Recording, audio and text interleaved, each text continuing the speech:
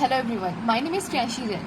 Last class में हमने देखा था कि कैलोरीमेट्री के थ्रू या फिर बायोकेमिस्ट्री में हम ग्लूकोज का, यूरिया का, क्रिएटिनिन का एस्टिमेशन कैसे करते हैं। अब इस क्लास में हम देखेंगे कि एस्टिमेशन ऑफ टोटल प्रोटीन कैसे होता है। ये भी एक बायोकेमिस्ट्री का टेस्ट है, ठीक है।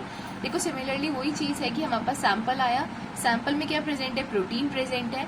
इस प्रोटीन को हमें डिटेक्ट करना है या एस्टिमेट करना है, ठीक है। तो इस प्रोटीन को पहले हमें किस में कन्वर्ट करना पड़ेगा, किसी कलर्ड कॉम्प्लेक्स के अंदर।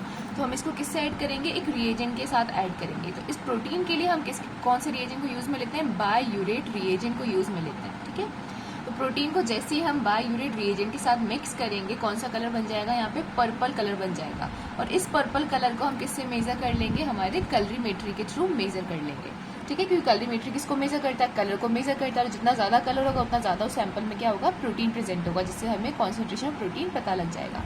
अब नेक्स्ट है कि इसमें मेथड नेम क्या होता है। इस टेस्ट का मेथड नेम होता है इसका बायूरेट मेथड। देखिए, ज़्यादातर टेस्ट में अभी तक हमने यही देखा है कि जो रिएजेंट यूज़ में लिया जा रहा है वही क्या है, उसके मेथड का नाम है। यहाँ भी बायूरेट रिएजेंट यूज़ में लिया गया है और इसके मेथड का नाम क्या पड़ा है, बायूरेट मेथड। वेवलेंथ कितनी रहती है इसकी, 540 नैनोमीटर। मतलब इसका जो फिल्टर होता है वो किस पे सेट होता है, 540 नैनोमीटर पे। क्लिनिकल सिग्निफिकेंस पूछा जाता है। नेक्स्ट, क्लिनिकल सिग्निफिकेंस के लिए हमें सबसे पहले उसकी नॉर्मल रेंज पता होनी चाहिए। तो प्रोटीन की जो नॉर्मल रेंज होती है वो होती है 6 to 8 ग्राम पर DL। देखिए, यहाँ पे यूनिट जो है वो चेंज हो जाएगी। अब तक जो हम यूनिट देख रहे थे वो mg पर DL में थी, ग्लूकोज mg पर DL था, यूरिया, क्रिएटिन सब mg पर DL में थे। बट जो प्रोटीन होता है, ठीक है, उसकी कॉन्सेंट्रेशन ज़्यादा होती है, इसलिए इसकी जो यूनिट होती है वो ग्राम पर DL में होती है। वाइवा में कई बार क्वेश्चन पूछ लिया जाता है यूनिट पर, तो याद रखिएगा कि प्रोटीन की जो यूनिट होती है वो ग्राम पर DL होती है। अब क्लिनिकल सिग्निफिकेंस में ये है कि जब आपने कॉन्सेंट्रेशन निकाला प्रोटीन का, तो वो या तो इंक्रीज या तो वो नॉर्मल रेंज में आएगा, तो बेसिक नॉर्मल है, या फिर वो क्या आ सकता है, इंक्रीज आ सकता है, या फिर वो डिक्रीज आ सकता है। अगर इंक्रीज प्रोटीन लेवल आ रहा है तो इसका मतलब है कि वो हाइपर प्रोटीनीमिया कंडीशन है, ठीक है। हाइपर मतलब वही ज़्यादा होना प्रोटीन का, ईमिया मतलब ब्लड के अंदर, और हाइपो इसका अपोजिट, हाइपो मतलब कम होना प्रोटीन का ब्लड के अंदर। अब देखिए, आप यहाँ पे एक जनरल चीज़ समझ लीजिए जो आप सब चीज़ में ऑलमोस्ट अप्लाई कर सकते हैं। देखिए, वो क्या है कि हमें पता है जैसे प्रोटीन है, ग्लूकोज है या फिर लिपिड्स है, ये सारी चीज़ें डाइजेस्ट कहाँ होती है हमारी, ज़्यादातर डाइजेशन कहाँ होता है इसका, या मेटाबॉलिज्म कहाँ होता है, लिवर के अंदर। तो लिवर के अंदर अगर कोई भी बीमारी होगी, कोई डिजीज़ होगी, तो क्या होगा, प्रोटीन डाइजेस्ट नहीं हो पाएगा। इसका मतलब उसका लेवल धीरे धीरे क्या हो जाएगा, इंक्रीज होता जाएगा। तो ये चीज़ आप ऑलमोस्ट सब में अप्लाई कर सकते हो, चाहे लिपिड हो, चाहे ग्लूकोज हो, चाहे प्रोटीन हो, कि अगर कोई लिवर डिजीज़ है, ठीक है, तो प्रोटीन का लेवल क्या हो सकता है, बढ़ सकता है। अगर यहाँ हम कार्बोहाइड्रेट की बात कर रहे हैं तो कार्बोहाइड्रेट का लेवल भी बढ़ सकता है अगर लिवर डिजीज़ है। तो इस लिवर डिजीज़ को आप किसी में भी अप्लाई कर सकते हो। अगर क्वेश्चन आपसे वाइवा में पूछा जाए तो आप कम से कम ये चीज़ याद रखना कि अगर किसी चीज़ का लेवल बढ़ रहा है तो उसको लिवर डिजीज़ तो है, अगर किसी चीज़ का लेवल घट रहा है तो उसको रीनल डिजीज़ भी हो सकती है। रीनल कैसे हो सकती है, देखिए इसमें समझिए। हाइपरप्रोटीनीमिया का मतलब क्या है कि प्रोटीन का लेवल कम हो रहा है। कम कैसे होगा, जब वो हमारी बॉडी से एक्सक्रीट आउट मतलब बाहर निकलना स्टार्ट हो जाएगा, तब उसका लेवल क्या हो जाएगा, हमारी बॉडी के अंदर कम होता चला जाएगा। तो रीनल डिजीज़ का मतलब ये है कि अगर किडनी की डिजीज़ है तो प्रोटीन को क्या करेगी, बाहर एक्सक्रीट आउट करेगी, जिससे धीरे धीरे क्या होगा, उसका लेवल कम होता जाएगा। तो हाइपो की कंडीशन में आप रीनल डिजीज़ कह सकते हैं और हाइपर की कंडीशन में आप लिवर डिजीज़ कह सकते हैं। अब नेक्स्ट प्रैक्टिकल है हमारा एस्टिमेशन ऑफ सीरम एल्बुमिन, ठीक है। एल्बुमिन क्या है, एक प्लाज्मा प्रोटीन है, हमें पता है। तो इसके लिए अब टेस्ट क्या होता है, वही सेम रहेगा। हमारे पास सैंपल आया, उसमें हमें एल्बुमिन को डिटेक्ट करना है, तो हमें रिएजेंट के साथ ऐड करना पड़ेगा। यहाँ पे जो रिएजेंट यूज में लिया जाता है वो आता है BCG रिएजेंट। इसकी फुल फॉर्म होती है ब्रोमो क्रिसोल ग्रीन रिएजेंट, ठीक है। जैसे ही इस BCG रिएजेंट के साथ हम एल्बुमिन को ऐड कर देंगे, यहाँ पे कलर बन जाएगा ब्लू कलर्ड कॉम्प्लेक्स। सारे प्रिंसिपल में आपको सिर्फ ये याद रखना है कि कौन सा रिएजेंट यूज में लिया गया है, रिएजेंट का नाम, और दूसरा कौन सा कलर यहाँ पे बन रहा है, बस आपको इतना ही याद करना है। यहाँ पे भी देखिए मेथड नेम सेम है, जो रिएजेंट का नाम है क्या है, BCG मेथड। यहाँ पे जो वेवलेंथ है वो रहती है 630 नैनोमीटर। इसको एक बार आप देख लीजिएगा, वैसे क्वेश्चन जनरली पूछा नहीं जाता है इस पर, बट एक बार देख लेना। नेक्स्ट है क्लिनिकल सिग्निफिकेंस। उसकी नॉर्मल रेंज क्या रहेगी, 3.7 से 5.3 ग्राम पर DL। ये भी क्या एक प्रोटीन है, तो इसकी भी यूनिट क्या है, ग्राम पर DL है। अब इसके अंदर आपको सेम करना है जो प्रोटीन की आपने कंडीशन बताई कि इंक्रीज प्रोटीन लेवल कब होगा और डिक्रीज प्रोटीन कब लेवल कब होगा, तो आप दोनों की सेम बता सकते हो। जैसे प्रोटीन में भी हमने कहा था कि उसको क्रॉनिक लिवर डिजीज हो सकती है, क्रॉनिक मतलब बहुत लंबे से कोई लिवर डिजीज चल रही हो, ठीक है। और हाइपो में हमने वहाँ लिखा था कि कोई रीनल डिजीज हो सकती है, तो वो वाली सारी कंडीशन आप सेम इस एल्बुमिन में भी अप्लाई कर देना। अब नेक्स्ट प्रैक्टिकल है हमारा एस्टिमेशन ऑफ बिलिरुबिन। बिलिरुबिन को हमें कैसे नापना है, ठीक है। सैंपल है हमारे पास, सैंपल में बिलिरुबिन प्रेजेंट है, फिर हम उसको रिएजेंट के साथ यूज़ करना पड़ेगा। कौन सा रिएजेंट? अब आपको यहाँ पे याद करनी पड़ेगी आपकी वैंडनबर्ग रिएक्शन, जो हमने जॉइंटिस के अंदर अच्छे से पढ़ी थी, ठीक है।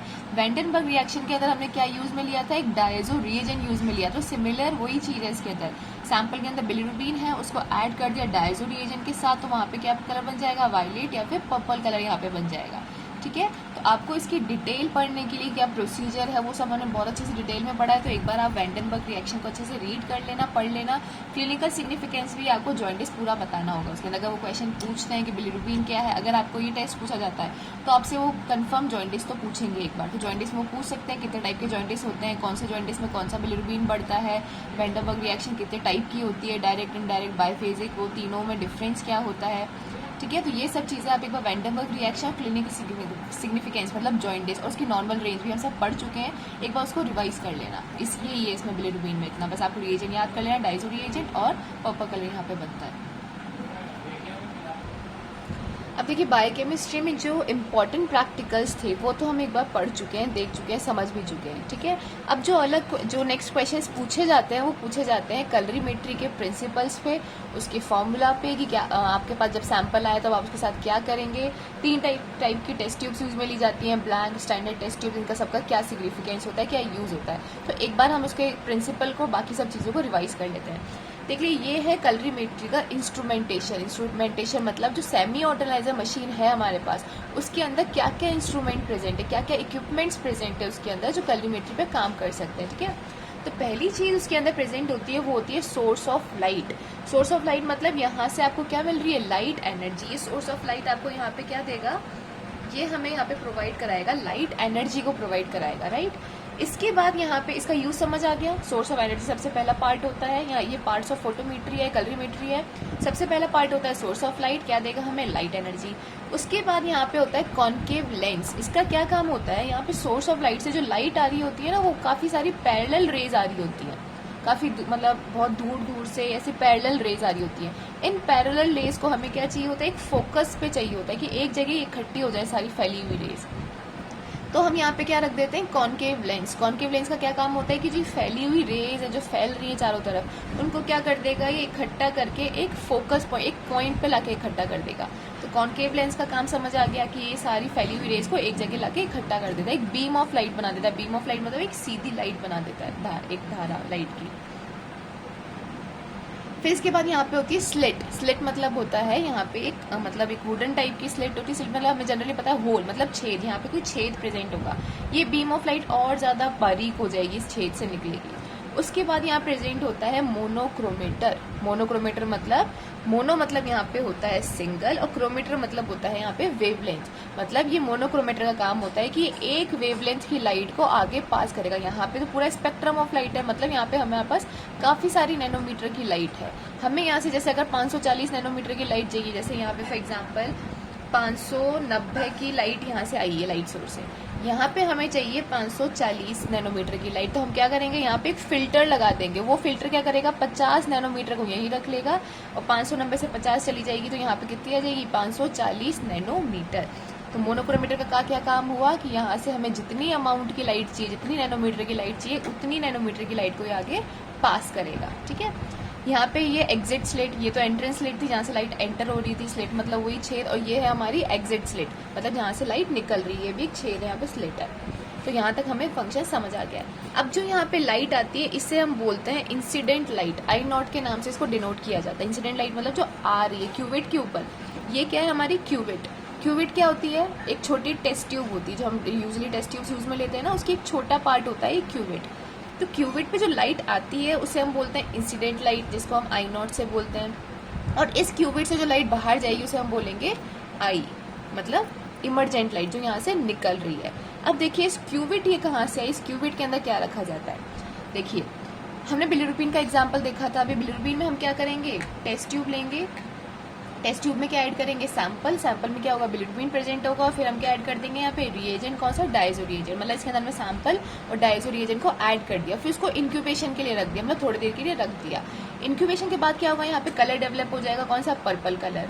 फिर हम क्या करेंगे, इस टेस्ट ट्यूब के अंदर जो भी सॉल्यूशन हमने बनाया उसको क्यूबिड, छोटे क्यूबिड के अंदर ट्रांसफर करेंगे और उस क्यूबिड को यहाँ पर पुट कर देंगे, यहाँ पे लगा देंगे। बस टेक्नीशियन का इतना काम होता है, सैंपल को, रिएजेंट को ऐड करना, इंक्यूबेशन देना, उस क्यूबिड को यहाँ, उस क्यूबिड के अंदर डाल के सॉल्यूशन को यहाँ पे इस मशीन में पुट कर देना। ठीक है, तो हमने यहाँ पे पुट कर दिया, यहाँ पे पर्पल कलर बना हुआ है। अब कलरीमेट्री क्या करेगी, जितना ज्यादा कलर यहाँ पे बनेगा, ठीक है, उतना क्या होगा, यहाँ पे एब्जॉर्ब हो जाएगी लाइट।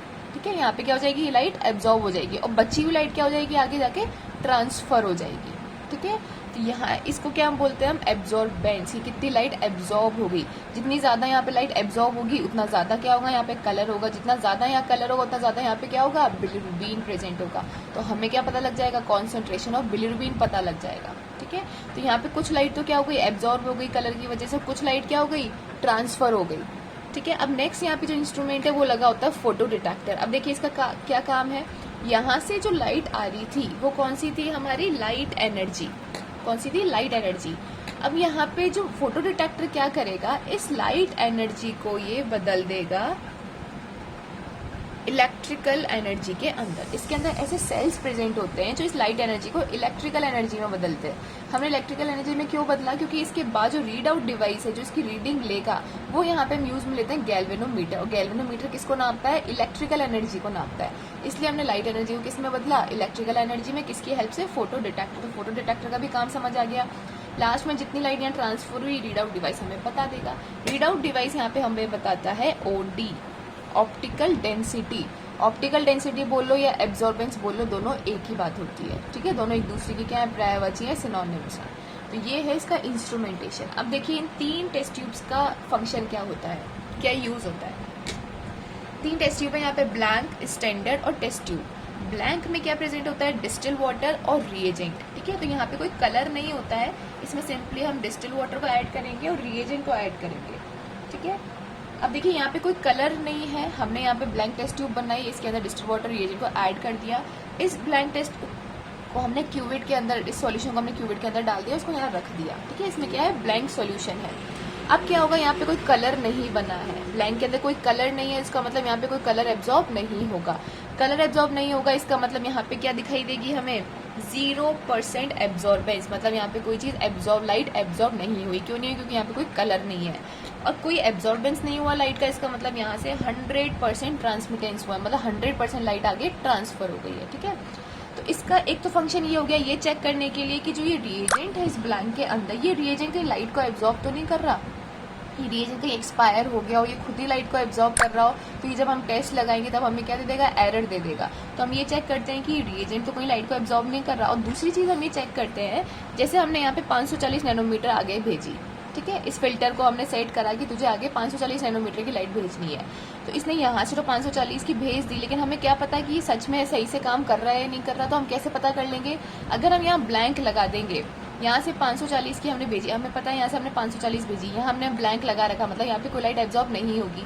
इसका मतलब जो ये रीड आउट डिवाइस है यहाँ पर, वो हमें क्या बताएगी कि यहाँ से कितनी निकली है, 540 नैनोमीटर ही निकली है। इसका मतलब यहाँ बीच में कोई लाइट एब्जॉर्ब नहीं हो रही है। तो ये इसके 2 यूज है, एक तो फिल्टर को सेट करना, चेक करना, दूसरा रिएजेंट को चेक करना। ठीक है, ये क्वेश्चन पूछा जा सकता है कि ब्लैंक का यूज क्या होता है। तो यहाँ पे यूज मैंने लिख दिया है, इसको पढ़ लेना, याद कर लेना और समझ लेना। नेक्स्ट आएगा हमारा standard solution. Next test tube होती है हमारी स्टैंडर्ड। स्टैंडर्ड में क्या होता है, इसमें भी क्या होता है, बिलिरुबिन होता है और डायजो रिएजेंट होता है। पर डिफरेंस ये होता है कि जो बिलिरुबिन है ना, इस बिलिरुबिन की क्वांटिटी हमें पता होती है कि इसके अंदर कितना बिलिरुबिन हमने मिलाया है, क्योंकि स्टैंडर्ड सॉल्यूशन हम खुद बनाते हैं, तो इसकी क्वांटिटी हमें पता होती है कि इसके अंदर कितना बिलिरुबिन प्रेजेंट है। तो स्टैंडर्ड सॉल्यूशन की क्वांटिटी नोन होती है। अब इसका यूज क्या है, देखिए हमने, हमारा जो लास्ट एम है वो क्या है, कॉन्सेंट्रेशन ऑफ टेस्ट निकालना, कि जो हमारे पास टेस्ट या सैंपल जो आया है उसके अंदर उसका कॉन्सेंट्रेशन कितना है। उसका फॉर्मूला क्या होता है, ओडी ऑफ टेस्ट, ओडी मतलब वही optical density, OD of test upon OD of standard into concentration of standard. ठीक है, अब देखिए इन दोनों, ये दोनों हमें कैसे पता लगेगी, कॉन्सेंट्रेशन ऑफ स्टैंडर्ड हमें पता है, अगर हम इस सॉल्यूशन को खुद बनाएंगे तो हमने इसके अंदर कितना बिलिरुबिन ऐड करा, या एग्जांपल ले रहे हैं बिलिरुबिन, कितना हमने बिलिरुबिन इसमें ऐड करा वो हमें पता है, मतलब हमें कॉन्सेंट्रेशन पता है। इस वाले स्टैंडर्ड सॉल्यूशन को जब हम इस क्यूबिट के अंदर रख देंगे तो ये रीड आउट डिवाइस हमें क्या दे देगा, ओडी दे देगा किसकी, इस स्टैंडर्ड सॉल्यूशन की। तो हमारे पास क्या आ जाएगी, ओडी ऑफ स्टैंडर्ड भी आ जाएगी। ठीक है, तो इसका यूज है इस फॉर्मूला के अंदर अप्लाई करने के लिए। ठीक है, और दूसरी इस कलरीमेट्री को चेक करने के लिए भी हर मशीन का हम क्वालिटी कंट्रोल चेक करते हैं। कैसे चेक करते हैं, हम उसका स्टैंडर्ड सॉल्यूशन की क्वांटिटी देखते हैं। ठीक है, तो इसमें भी हम स्टैंडर्ड सॉल्यूशन का यूज किया है कि इसका क्वालिटी कंट्रोल चेक करना है। इसके दो यूज हो गए, एक तो इस फॉर्मूला में हमें कॉन्सेंट्रेशन स्ट्रेस निकालना है इसलिए, और दूसरा इसकी क्वालिटी कंट्रोल चेक करनी है इस कलरीमेट्री की। लास्ट है हमारा ये टेस्ट ट्यूब का क्या है। इस टेस्ट ट्यूब में क्या ऐड करते हैं हम, सैंपल को, जो हमें मतलब हमें जो लास्टली जो हमें नापना है या मेजर करना है या एस्टिमेट करना है, तो हमने इसके अंदर सैंपल ऐड कर दिया। किसके लिए टेस्ट लगा रहे हैं, बिलिरुबिन के लिए, तो यहाँ पे रिएजेंट कौन सा ऐड कर देंगे, डाइजो रिएजेंट, दोनों को ऐड कर दिया, इंक्यूबेट कर दिया, पर्पल कलर आ गया। फिर हम क्या कर देंगे, इस क्यूबिट के अंदर ऐड कर देंगे और हम यहाँ के ले लेंगे इसकी ओडी, हमें ये रीड आउट डिवाइस दे देगा। जैसे ही यहाँ पे ओडी आएगी, इस फॉर्मूला में हम इस ओडी को भी अप्लाई कर देंगे, तो ओडी ऑफ टेस्ट भी हमारे पास आ गई, हमारे पास तीनों चीज आ गई। इन तीनों चीज को सॉल्व करेंगे और हमारे पास क्या आ जाएगा, कॉन्सेंट्रेशन ऑफ टेस्ट आ जाएगा। ठीक है, तो इस फॉर्मूला में हमें अप्लाई करना है जिससे हमारे पास कॉन्सेंट्रेशन ऑफ टेस्ट आ जाएगा। अब देखिए, एक वाइवा में क्वेश्चन ये पूछा जाता है कि ओडी क्या होती है, तो ओडी की फुल फॉर्म आपको पता नहीं चाहिए कि ऑप्टिकल डेंसिटी होती है, और ऑप्टिकल डेंसिटी क्या होता है, एब्जॉर्बेंस होता है उस चीज का। ठीक है, thank you so much for watching.